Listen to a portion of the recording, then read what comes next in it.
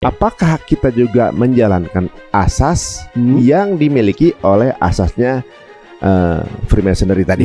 Maka mereka menyusun apa yang dikenal sebagai Holmes Konun ya Masoniyah atau 5 asas Freemasonry, 5 dasar Masoniyah yang terdiri dari pertama terkait dengan monotheism. Monotheism kultural itu adalah konsep penuhanan. Ya, penuhanan didasarkan kepada budaya. Yang kedua adalah humanism atau humanity. Ya, Kemanusiaan dong. kemanusiaan. Kemudian yang ketiga adalah ya nationalism yang menuju kepada bentuk negara bangsa, nation state. Nation state. Yang keempat itu adalah demokrasi. Dan yang kelima itu adalah socialism atau social of justice. Oh, yang mirip ini India, Malaysia, Singapura, Filipina, Afrika, berarti negara jajahan semua tuh. Iya.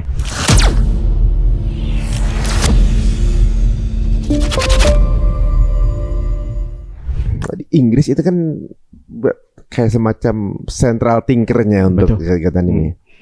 Saya pernah dengar juga waktu Lawrence ngajakin bangsa-bangsa Arab untuk memberontak pada Turki. Jadi Liga Arab nih, negara Arab yang tadinya di bawah Ottoman diminta untuk memberontak kepada Turki. Ada pemuka agama, saya nggak mau nyebut alirannya, Pak. Ada pemuka agama di Arab ini, pokoknya Jazirah Arab, yang mengatakan tidak ada jihad selain berdiri bersama Inggris. Itu beneran? Di antaranya memang begitu. Bahkan gini Mas, slogan propaganda atau pengopinian yang dilakukan oleh media-media yang ada di wilayah Arab pada waktu itu, seperti misalkan media Al-Watan atau Bangsa, kemudian media Al-Jinan. Satu di antara pelopor dan pendananya adalah Butros Al-Bustami. Dan Butros Al-Bustami itu kalau mengacu kepada teologi keagamannya, dia Kristen Maronit Lebanon. Namun dia kemudian ya bergerak dalam pergerakan anak-anak muda Arab untuk apa? Untuk meyakinkan bahwa bangsa Arab itu memiliki kemuliaan atau Arabism, pan-Arabism. Bahkan kemudian slogan propaganda di media Al-Jinan dan Al-Watan itu apa? Hubbul watan minal iman. Cinta tanah air itu atau patriotisme bagian dari keimanan. Itu slogan propaganda, itu bukan hadis. Bahkan ada dikutip dalam silsilah hadis dhaif wal maudhu, itu maudhu, palsu, nggak ada rujukannya dalam kitab-kitab supaya ada fanatisme terhadap negara yang kemudian menganggap ini bagian dari iman. Dan di sisi lain negara itu adalah bentukan kolonialisasi yang dikolonikan di bawah kekuasaan elit. Betul. Makin nyambung nih, Jadi ini Liga Arab. Jadi mereka tuh bisa masuk lewat pemuka agama, pemangku kebijakan yang kemudian mempengaruhi Arab untuk sama-sama berdiri bersama Inggris memberontak terhadap Kesultanan Islam Turki. Kalau mereka menang, mereka masing-masing dikasih wilayah kekuasaan, jadi raja di tempat masing-masing. Jadi raja, dikoloni-kolonikan, dan mereka punya nasionalisme untuk melawan Turki karena ini nation gua nih, nasional gua. Udah dikasih kerajaan, memerintah di bawah order mereka, makanya sampai sekarang mau Palestina gimana mereka nggak berontak. Iya, betul. Karena mereka adalah kaki tangannya. Betul. Nyambung. Makanya dalam kitab Inqadhu Filistin dikatakan bahwa keberadaan entitas Zionis di Palestina ini adalah laksana bayang-bayang dari negeri-negeri atau negara-negara yang ada di sekitarnya. Kalau negeri-negeri yang ada di sekitarnya yang dalam bentuk nation state atau negara atas dasar kebangsaan itu tidak ada, maka sesungguhnya bayang-bayangnya pun nggak ada. Jadi sekatnya mesti ada yang ngambil dulu sekatnya. Betul. Jadi ibaratnya kepemimpinan bukan pada raja-raja itu, tapi kepemimpinan bersama. Betul. Imam Mahdi dong. Makanya kan dalam Islam itu tidak dikenal istilah nation state, tapi dikenal sebagai ummah state, negara umat yang dipimpin oleh pemimpin umat. Makanya kemudian ya kalau kita membicarakan berkenaan dengan Al-Mahdi, kepemimpinan dipastikan bukan nation state tapi adalah ummah state. Waduh, ini kayaknya ini episode yang berbeda lagi nih. Makin menarik aja. Kita kembali ke Indonesia lagi, guys. Ketika kita sudah diberikan oke, deal, utang nih. Kita pegang nih, utangnya kita bayarin. Cicil, kita cicil, kita yang bantu nyicilin nih, asal merdeka nggak jajah lagi, gitu kan. Terus apa peraturan-peraturan yang harus diterapkan kepada masyarakat? Iya. Apakah kita juga menjalankan asas yang dimiliki oleh asasnya Freemasonry tadi? Gitu. Saya mau tahu asasnya Freemasonry ini apa aja? Iya. Semenjak Freemasonry melakukan secret meetingnya di kota London, begitu, sekaligus juga peresmian dari Green Lodge of England, begitu ya, di kota London tadi, ya, dikatakan bahwa mereka telah merumuskan apa yang dikenal sebagai The New World Order atau Novus Ordo Seclorum, menjadikan tata dunia baru dengan asas sekuler tadi, dengan aturan main ya netral terhadap agama atau anti terhadap hukum agama atau syariat agama. Maka mereka menyusun apa yang dikenal sebagai Holmes Konun ya Masoniyah atau 5 asas Freemasonry, 5 dasar Masonia yang terdiri dari pertama terkait dengan monotheism kultural. Kemudian yang kedua, ini berkenaan dengan humanism. Apa itu? Monotheism kultural itu adalah konsep penuhanan. Ya, penuhanan didasarkan kepada budaya, dikembalikan kepada masyarakat. Penuhanannya budaya ya. Ya. Penuhanan. Pokoknya ada sesuatu sosok yang diyakini di atas society sesuai dengan cultural. Ya, jadi bisa aja dewa-dewa. Betul. Bisa aja sosok Tuhan yang dibuat, pokoknya ada gitu. Okay. Itu yang pertama. Itu yang pertama. Yang kedua adalah humanism atau humanity. Ya. Kemanusiaan dong. Kemanusiaan. Kemudian yang ketiga adalah ya nationalism yang menuju kepada bentuk negara bangsa, nation state. Nation state. Yang keempat itu adalah sovereignty of the people atau demokrasi. Dan yang kelima itu adalah socialism atau social of justice. Itu 5 asasnya. 5 asas. 5 dogma, 5 doktrin. 5 dogma, 5 doktrin Freemason itu. Freemason. Untuk apa? Untuk ya membentuk tata dunia baru yang apa? Yang anti terhadap syariat agama atau minimal netral terhadap hukum agama. Saya ulang sedikit saja. Takut saya salah nih. Yang pertama adalah monotheism. Konsep penuhanan akan sesuatu. Betul. Kedua adalah humanism, betul, kemanusiaan. Ketiga adalah nationality. Jadi kayak apa? Tadi yang apa namanya fanatisme, nasionalisme. Untuk membela negaranya, nasionalisme ya, gitu ya. Ya tentang negaranya. Kalau Indonesia berarti tentang Indonesia. Nasionalisme Indonesia, gitu misalnya. Gitu. Entah bahasanya seperti apa nanti ya. Keempat adalah demokrasi. Konsep suara bersama, democracy of people.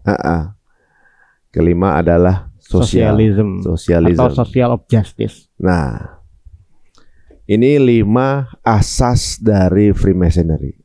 Apakah kita menjalankannya?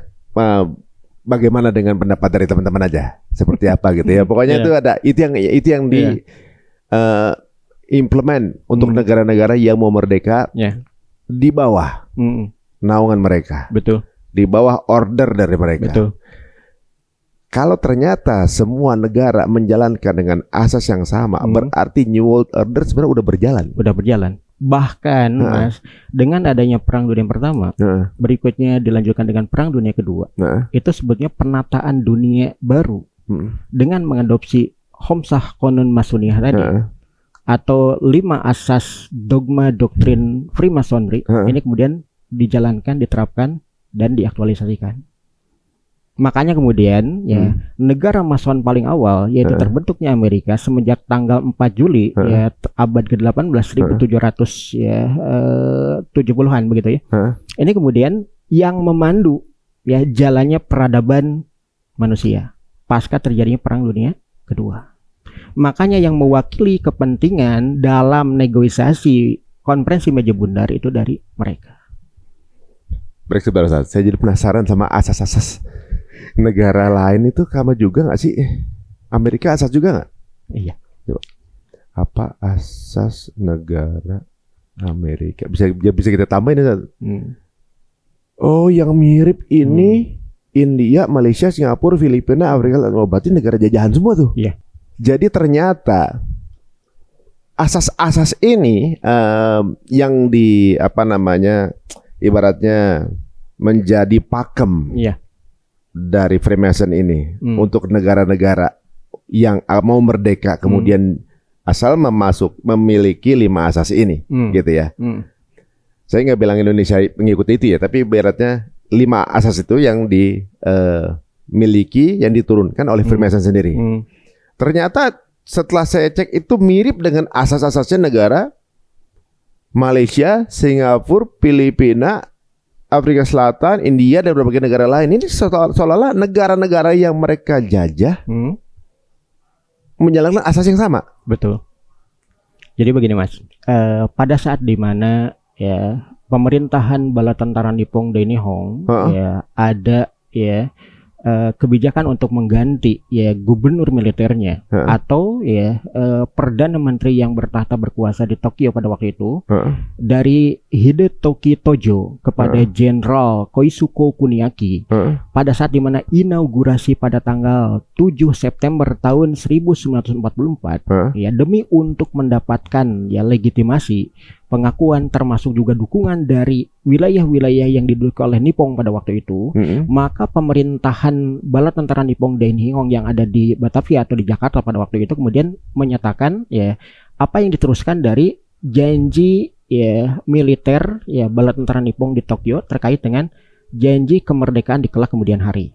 Makanya kemudian setelah itu ya Gunseikan yang ada di Batavia di Jakarta menghimpun para aktivis pergerakan baik dari kalangan nasionalis sekuler atau nasionalis religius dari kalangan Islamis untuk membentuk apa yang dikenal sebagai Dokuritsu Zunbi Chosakai atau Badan Penyelidik Usaha-usaha Persiapan Kemerdekaan.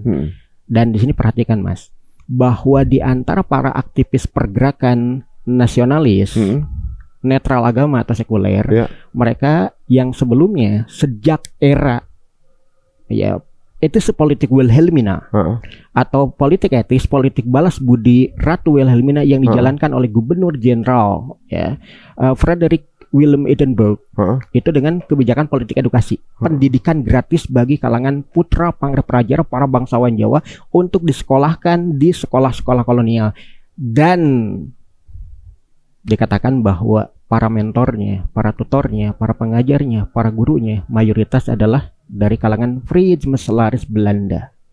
Bahkan ketika tahun 1912 ya terbentuk apa yang dikenal sebagai ya Theosofie Vereniging atau gerakan Theosofie. Di situ ada sosok yang kemudian dikenal sebagai Dirk ya, van Leberton yang dia ini kerap kali bersinggungan dan berinteraksi secara intim, secara intensif dengan para aktivis pergerakan kemerdekaan dari kalangan nasionalis. Di antaranya adalah Dr. Cipto Mangunkusumo yang juga merupakan salah seorang degree sejawat dan mentor dari Insinyur Kusno Sosro Soekarno bin Raden Sukemi Sosrodihardjo. Dan disebutkan bahwa Raden Sukemi Sosrodihardjo seperti yang diungkap oleh Buya Ridwan Saidi almarhum bahwa sosok ya Raden Sukemi Sosrodihardjo ayahanda Insinyur Kusno Sosro Soekarno ini adalah salah seorang di antara 15 sosok ya Freemasonry paling berpengaruh, paling terkemuka di negeri ini. Dan Bung Karno sendiri di dalam buku ya Soekarno and Autobiography Astolfus Indedem mengakui bahwa bapak kami ya Raden Sukemi Sosrodihardjo itu adalah sosok teosofi atau kebatinan Jawa yang ini cenderung agnostik, ngaku bertuhan, KTP-nya Islam, tapi tidak menjalankan syariat. Dan keanggotaannya sebagai bagian dari teosofi pada waktu itu memudahkan Bung Karno untuk mengakses buku-buku yang terhimpun dalam ya teosofi bibliotek yang ada di kota Surabaya. Bahkan pada saat dimana Bung Karno sekolah di ITB di kota Bandung, ini juga Bung Karno bisa mengakses buku-buku yang terhimpun di perpustakaan Loji ya Xinjiang yang ada di kota Bandung. Buku-buku Freemasonry. Guys, di Indonesia ini banyak banget loji ya teman-teman. Baru nggak kan bahwa loji itu kayak routernya ya. Balairung, tempat pertemuannya kalangan Masonia. Makin mendekati puzzle-puzzle yang tersusun ya. Maksudnya puzzle-nya baru kebuka nih. Ternyata bagaimana ya, saya mau bilangnya apa ya, belakangnya tuh dark story di balik kemerdekaan Indonesia, ada dark story nih. Nah, oke lah, ada kemiripan antara 5 sila kita dengan asas-asas silanya Freemasonry. Dogma doktrin yang harus diimplement kalau negara itu merdeka. Mirip dengan asas yang ada di negara kita. Tapi saya pernah membaca bahwa sila pertama sebelumnya adalah ketuhanan yang Maha Esa sesuai dengan syariat Islam. Jadi ini menarik nih Mas. Ini pertanyaan kritis dan perlu penjelasan lengkap agar kita tidak salah paham. Ya, jadi begini Mas.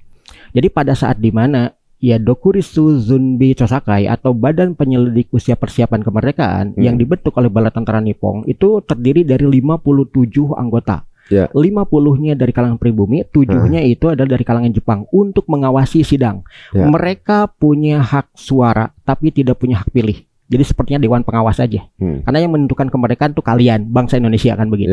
Nah, di situ pada sidang pertama pada tanggal 29 Mei tahun 1945, ya, pimpinan sidang Ketua BPUPKI Dr. Rajiman Wedjo Diningrat. Dia ini adalah sosok Freemasonry dari Solo, Surakarta.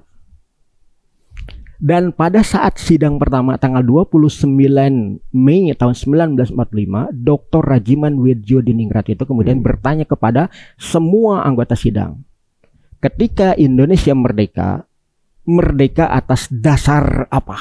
Mananya apa? Dasar negara kita apa sih gitu kan. Nah, akhirnya kemudian disambut oleh 50 anggota sidang, peserta sidang yang notabene dari kalangan pribumi dan mayoritasnya dari kalangan nasionalis netral agama atau sekuler. Makanya perhatikan tanggal 29 yang tampil mengemuka diantaranya adalah Muhammad Yamin, yang beliau ini adalah sosok dari ketua dari Jong Sumatran Bond atau Pergerakan Pemuda Sumatera yang kerap kali bersinggungan, berinteraksi dan kerap kali menghadiri rapat-rapat kalangan ulama Sunnah. Ini tapi nggak terbukti di anggota. Pengamat Freemasonry Indonesia, Sam Ardi, termasuk juga Ustadz Arta, menyatakan bahwa dia Masonnya. Gitu. Kemudian dia sosok Yamin ini kemudian menjawab pertanyaan tadi dengan merumuskan 5 asas, 5 dharma, 5 tugas, 5 kewajiban dari mulai peri kebangsaan, peri kemanusiaan, persatuan, kemudian peri kerakyatan dan juga berkenaan dengan peri ketuhanan. 5 asas. Berikutnya pada tanggal 31 Mei tahun 1945, ahli hukum tata negara Mr. Supomo yang sekolah sampai ke negeri Belanda, disponsori, didanai oleh kalangan Prismeselaris Belanda, merumuskan apa yang kemudian disebut sebagai 5 dasar.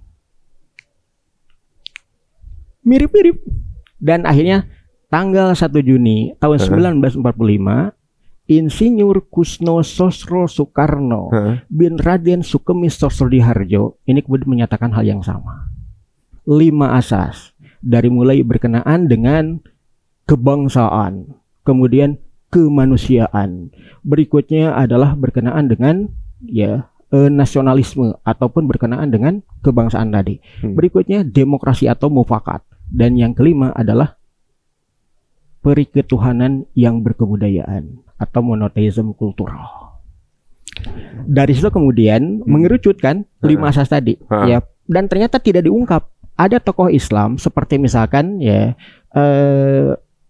sosok yang kita ketahui sebagai perwakilan dari Persyarikatan Muhammadiyah, yang kemudian beliau menyatakan bahwa Islam adalah sesuatu yang pantas dan layak untuk dijadikan sebagai dasar negara Indonesia merdeka. Yang kemudian beliau menyatakan itu pidatonya pada tanggal 30 Mei. Ini tapi tidak banyak diungkap. Jadi dalam hal ini kemudian kita akan mengetahui bahwa pada ini ketika rumusan yang paling mengemuka itu 5 asas, 5 dasar, maka Dr. Rajiman Wedjodiningrat sebagai sosok yang menjadi ketua sidang ini menyatakan bahwa 5 asas tadi ini patut untuk dibicarakan lebih lanjut untuk mematangkan berkenaan dengan dasar negara yang dimaksud, dasar negara Indonesia merdeka. Maka dibentuk ya kepanitiaan kecil untuk mematangkan ya konsep tadi. Maka kemudian karena ada 2 kubu yang kemudian mengemuka di situ, kubu kalangan Islamis dan kubu kalangan ya netral agama atau sekuler dalam hal ini, itu kenapa kemudian akhirnya mau dibentuk ya kepanitiaan kecil yang jumlahnya 9 orang. Yang pertama adalah Insinyur Kusno Sosro Soekarno. Yang kedua adalah Muhammad Hatta. Yang ketiga adalah Muhammad Yamin. Yang keempat adalah Ahmad Subarjo. Dan yang kelima itu adalah ya Mr. Alexander Maramis. Dari kalangan nasionalis netral agama tadi, 4 orang Muslim, 1 orang itu adalah Nasrani. Dari kalangan Islamis cuma 4 orang. Di situ ada Kiai Haji Abdul Kahar Muzakir dari Persyarikatan Muhammadiyah. Kemudian Kiai Haji Agus Salim dari pewaris Masumi dengan keberadaan Partai Panyadar. Kemudian ada Kiai Haji Abi Kusno Cokro Suyoso dari Syarikat Islam. Kemudian ada Kiai Haji Abdul Wahid Hashim bin Kiai Haji Hashim Asari dari Persyarikatan Nahdlatul Ulama. Ini mewakili tokoh-tokoh Islam, sedangkan yang lainnya mewakili nasionalis sekuler. Di situ kemudian kenapa sampai dibentuk panitia 9? Karena di luar anggota Dokurisuzun Bicosakai terhimpun lebih dari 52.000 pucuk surat dari berbagai tokoh Islam di pelosok, para pimpinan ya Persyarikatan Islam, pimpinan pondok pesantren yang mengatasnamakan tokoh-tokoh Islam mendesak kepada anggota sidang untuk menjadikan Islam sebagai dasar negara. Itu disampaikan oleh guru saya Profesor Dr. ya Ahmad Mansur Suryanegara, sejarawan dari Unpad. Jadi ada puluhan ribu surat mengatasnamakan tokoh-tokoh Islam mendesak kepada para anggota sidang untuk menjadikan Islam sebagai dasar negara, bukan ajaran yang lain. Namun pada saat yang sama juga ada beberapa pucuk surat yang mengatasnamakan tokoh-tokoh nasional sekuler yang mendesak kepada Bung Karno dan Bung Hatta untuk tidak menerima Islam. Menerima ya masukan ataupun usulan dari tokoh-tokoh Islam yang ada di situ. Dan surat itu tertanda Dr. Cipto Mangunkusumo di antaranya. Yang notabene ya sedari tahun 1912 sudah berinteraksi aktif dengan Frits Metselaris Belanda yang namanya adalah Dirk van Laberton.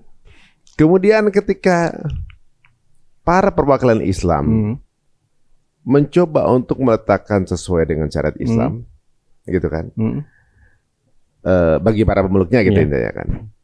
Sebenarnya kan bagi yang non Muslim juga tidak no harm gitu sebenarnya.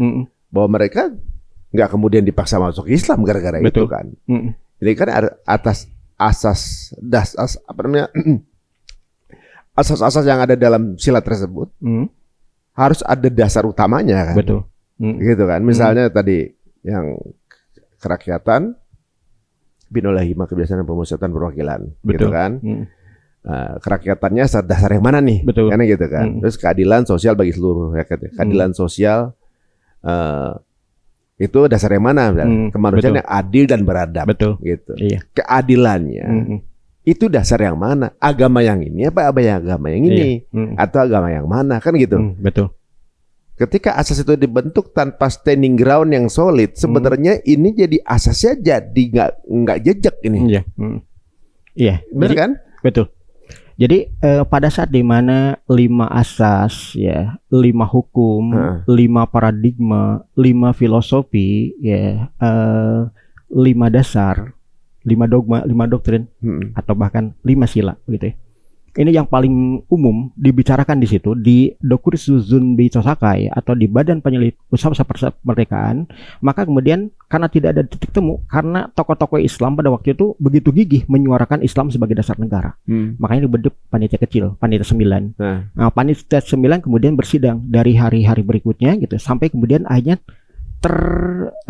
terjadi apa yang kemudian dikenal sebagai General Agreement kesepakatan ya paling tinggi di antara mereka, yaitu yang dikenal sebagai Piagam Jakarta ya 21 Juni tahun 1945 yang dinyatakan oleh Kiai Haji Firdaus Aini sebagai naskah konstitusi, naskah proklamasi paling otoritatif karena mewakili dua kubu sebagai jalan tengah, jalan damai di antara dua kubu yang sama-sama ya kemudian kukuh dan gigih ya menyuarakan ya usulannya. Jadi pada tanggal 22 Juni tahun 1945 tokoh-tokoh Islam yang pada awalnya gigih menginginkan Islam sebagai dasar negara akhirnya berkompromi dengan ya 5 tokoh nasionalis netral agama tadi yang gigih menyuarakan 5 asas yang cenderung netral agama. Ya, makanya perhatikan oleh kita ketika ya periketuhanan atau ya ketuhanan yang berkebudayaan atau monoteisme kultural yang kemudian ditempatkan tidak di posisi yang pertama. Bahkan Bung Karno pun dalam pidato politik tanggal 1 Juni tahun 1945 periketuhanan atau ketuhanan yang berkebudayaan atau monoteisme kultural itu ditempatkan di dasar paling akhir, di posisi yang kelima. Tadinya. Perhatikan di dalam buku Lahirnya Pancasila. Di situ ada buku yang diterbitkan oleh ya Departemen Penerangan ya, dan itu kemudian diberikan kata pengantarnya oleh Profesor Dr. Mr. ya Kangjeng Tumenggung Raden Adipati ya Rajiman Wedyo Diningrat sebagai pimpinan ketua sidang BPUPK pada waktu itu. Artinya adalah naskah resmi, dan itu diungkap bahwa usulan asas kelima atau dasar kelima, dogma kelima ya berkenaan dengan periketuhanan atau ketuhanan yang berkebudayaan, monoteisme kultural, pidato politiknya Bung Karno itu asas yang kelima. Disitulah kemudian tokoh-tokoh Islam menyatakan bahwa asas ketuhanan, periketuhanan atau monoteisme itu harus ditempatkan sebagai pemandu nomor awal. Itu upaya perjuangan yang dilakukan oleh tokoh-tokoh Islam untuk menempatkan berkenaan dengan dasar atau sila ataupun ajaran ketuhanan nomor awal dibandingkan dengan asas-asas yang lain. Jadi kalau di sana tuh monoteisme kultural atau periketuhanan berkebudayaan. Di kitanya periketuhanan berkebudayaan. Betul. Memang dimasukkan segitu-segitunya tuh. Betul. Awalnya. Kok kita tipenya tuh yang kalau ada asas diambil semua gitu. Ibaratnya bahasa itu aja omnibus gitu kan. Semua yang diagendakan semuanya diambil.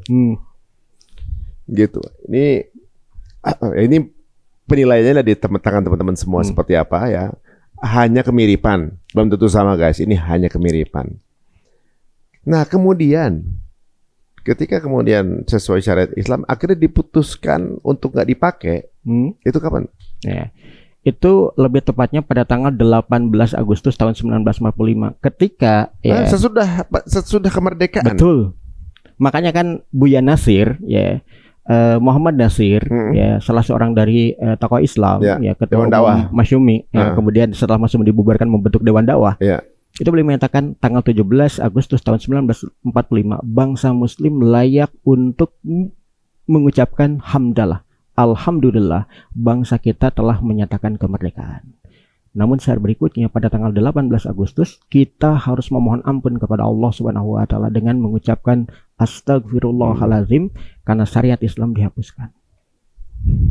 Apa alasan utamanya saat itu? Jadi begini Mas. Secara polling ya, secara. Jadi dikatakan bahwa ya sebelum itu dibahas kita harus dudukan dulu masalahnya sebagaimana rumusan Piagam Jakarta tanggal 22 Juni tahun 1945 yang ini merupakan hasil gentle agreement di antara pihak Islam dengan pihak nasionalis sekuler pada waktu itu bahwa dasar pertama, filosofi yang pertama ya atau sila yang pertama itu harus ketuhanan, dan bukan hanya sekadar ketuhanan tapi ketuhanan yang jelas dan nyata, yaitu apa? Ketuhanan dengan kewajiban menjalankan syariat Islam. Titik. Tapi itu ditolak keras. Apa bedanya dengan usulan negara Islam sebagaimana yang kalian inginkan? Kami menolak. Itu dari kalangan nasionalis. Akhirnya apa? Bung Karno pada waktu itu kemudian menengahi. Jadi boleh syariat Islam ini kemudian ya dinyatakan. Kenapa? Ada desakan dari pihak luar. Dari tokoh-tokoh Islam yang menulis ya lebih dari 52.000 pucuk surat dukungan terhadap anggota sidang untuk menyuarakan Islam sebagai dasar negara. Dan di situ kemudian kompromi terjadi bahwa negara berdasarkan atas dasar ketuhanan dengan kewajiban menjalankan syariat Islam tidak titik, tapi dilanjutkan bagi pemeluk-pemeluknya. Makanya perwakilan Kristen di situ dari Manado, dari Sulawesi Utara, Mr. Alexander A. Maramis menyatakan ketika ditanya oleh perwakilan Islam, yaitu Kiai Haji Abikusno Cokrosuyoso, termasuk juga Kiai Haji Abdul Kahar Muzakir, bagaimana tanggapan dari kalangan orang-orang non-Islam? Maka Mr. Alexander A. Maramis menyatakan, kami setuju 200% dengan dasar yang pertama, dengan asas yang pertama, dengan sila yang pertama, karena itu tidak berlaku bagi kami dan berlaku bagi kalian.